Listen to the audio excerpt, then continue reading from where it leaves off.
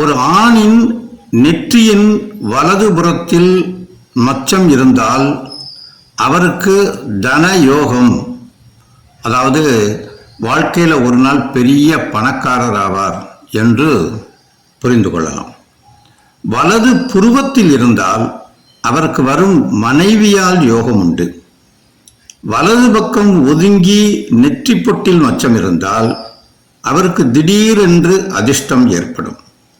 வலது கண்ணில் மச்சம் இருந்தால் அவருக்கு நண்பர்களால் அல்லது ஒரு தொழிலில் பார்ட்னராக இருக்காங்கன்னா அவங்களால கூட அதிர்ஷ்டம் ஏற்படும்.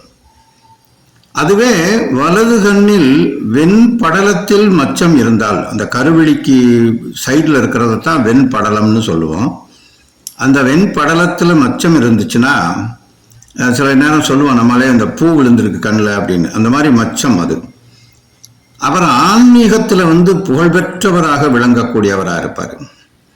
அதுவே இடது புருவத்தில் ஒரு ஆணுக்கு மச்சம் இருந்தால் அவருக்கு லைஃப்பில் அப்ஸ் அண்ட் டவுன் இருந்துக்கிட்டே இருக்கும். அதாவது ஒரு சகட யோகம்னு ஜோதிடத்தில் சொல்லுவோம். அது மாதிரி ஒரு ஏற்ற இறக்கமான வாழ்க்கை வாழ்ந்து கொண்டிருப்பார். அதிக செலவாளியாகவும் இருப்பார்.